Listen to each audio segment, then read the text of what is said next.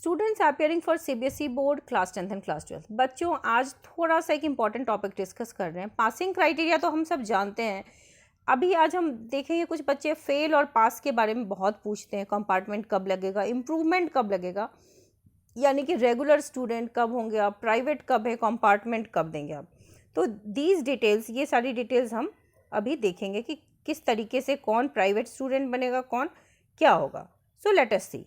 अब देखो बच्चे, आप सब अपनी पासिंग क्राइटेरिया जानते हो। अगर आप क्लास 10th में हो, पहले हम क्लास 10th को डिस्कस करते हैं, तो थ्योरी प्लस प्रैक्टिकल मिलाकर आपको 33 आउट ऑफ 100 अगर आ गया तो आप पास हैं, करेक्ट।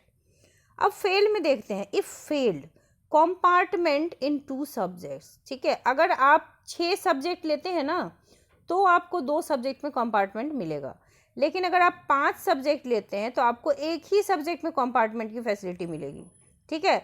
दैट मीन्स कि आपको 4 सब्जेक्ट में पास होने हैं, ठीक है। अगर आपको 5 ही सब्जेक्ट है और 2 सब्जेक्ट में फेल हो गए, 5 में से 2, तो आप फिर फेल हैं। तो फिर आपका क्या होगा, exam will be in the next year as a private candidate. तो ऐसे स्टूडेंट होते हैं प्राइवेट। लेकिन अगर आप 6 सब्जेक्ट लेके फिर 2 सब्जेक्ट में फेल होते हो ना, तो फिर आपको कंपार्टमेंट एग्जाम देने दिया जाता है, क्योंकि आप टॉप 5 के हिसाब से 5 सब्जेक्ट तो आपके ऐसे ही क्लियर है, ठीक है। टॉप 5 के हिसाब से 5 नहीं, यहाँ पर अगर 2 फेल हो गए तो 4 सब्जेक्ट्स आपके क्लियर है। तो इसीलिए एक कंपार्टमेंट देने की सुविधा आपको दी जाती है। अब है कि इफ पास इन 4 सब्जेक्ट, अगर आप 4 सब्जेक्ट में पास है, यानी कि एक सब्जेक्ट में नीड है, तो आपको 3 चांस मिलेगा पास करने का कंपार्टमेंट एग्जाम में, ठीक है। So this is a benefit कि अगर 6 सब्जेक्ट वालों के लिए थोड़ा सा आसान हो जाता है कि कंपार्टमेंट आपको देने को मिल जाता है। अब ज़रा देखो, आप अगर आप क्लास 12th के बच्चे हो तो आपकी भी पासिंग परसेंटेज 33 ही है, लेकिन थ्योरी में आपको और प्रैक्टिकल में अलग अलग लाना है 33%। तो देखो, प्रैक्टिकल में तो किसी के नंबर कट नहीं रहे हैं। बात करते हैं थ्योरी की, तो सब्जेक्ट या तो 70 का है तो वहाँ 23 लाना है, सब्जेक्ट अगर 80 का है तो वहाँ 27 लाना है। तो इतना अगर ले आए तो आप 12th में भी पास हैं। अब ज़रा आपके कंपार्टमेंट को देखते हैं। क्लास 12th में अगर आपने 6 सब्जेक्ट लिया और 5 सब्जेक्ट में पास हैं, यानी कि आप एक सब्जेक्ट में फेल हैं, तो आप इम्प्रूवमेंट एग्जाम बेशक दे सकते हैं। 5 सब्जेक्ट लिया हुआ है, फेल इन 1 सब्जेक्ट, तो आप कंपार्टमेंट एग्जाम दे सकते हैं, ठीक है।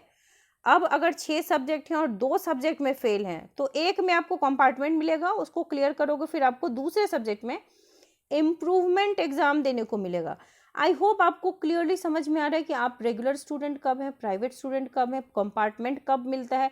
6 सब्जेक्ट और 5 सब्जेक्ट में जो कन्फ्यूज़न होता है उसकी क्लैरिटी मैं देने की कोशिश कर रही हूँ। हालांकि अगर आपके फिर भी डाउट्स होते हैं तो आप कमेंट सेक्शन में मुझे लिख के बताना। आई विल ट्राई हार्ड कि नेक्स्ट वीडियो में मैं आपके लिए और थोड़ा सा हार्डवर्क करूँ, थोड़ी सी मेहनत करके आपको और बेटर क्लैरिटी दूँ। और कुछ चीज़ें डिस्कस करते हैं बच्चों। ये हम फेल क्यों बार बार डिस्कस करें, इसलिए ताकि आपकी इन्फॉर्मेशन हो जाए, आपको जानकारी हो जाए। इसका मतलब ये नहीं है कि आप डर जाओ कि हम पास कैसे हों, पास ना हो। बच्चे, copy checking is so liberal कि आपका पास होना बहुत आसान है। जिन बच्चों ने अटेम्प्ट्स लिए हैं, स्टेप मार्किंग भी मिल रही है बच्चों। अटेम्प्ट ली हो तो नंबर अटेम्प्ट के मिलेंगे, स्टेप मार्किंग हो रही है, मॉडरेशन पॉलिसी भी लग गई है, ग्रेस मार्क्स अब सब जानते हो 5-6 नंबर तक का ग्रेस दिया जा रहा है। हर सब्जेक्ट में नहीं दिया जाता आपको, ओवरऑल एक में दिया जाएगा या मैक्सिमम 2 सब्जेक्ट में ग्रेस मिलते हैं। हालांकि ग्रेस पे भी बात चल रही है कि इस बार क्या किया जाए, कितने सब्जेक्ट्स में ग्रेस मिले, लेकिन एक में तो आपको मिलेगा जहाँ पे आप ज़्यादा से ज़्यादा वो हो रहा है, आपका अटेम्प्ट कम हो रहा है। और अटेम्प्ट जब लेते हैं तो ग्रेस वाला मार्क्स आपको वहाँ पे दे दिया जाता है। तो ये सारे टूल्स हैं। टॉप 5 एक टूल है जिसके तहत आपका पास करना बहुत आसान हो जाता है। तो बच्चों देखो, फेल आप नहीं होगे। इतने सारे जो रूल्स सीबीएसई लगा रही है, इसीलिए लगा रही है कि कोई बच्चा फेल ना हो। कोई से मेरा ये मतलब नहीं कि 100% बच्चे पास होंगे, दैट इज़ नॉट पॉसिबल कि 100% बच्चे पास हों।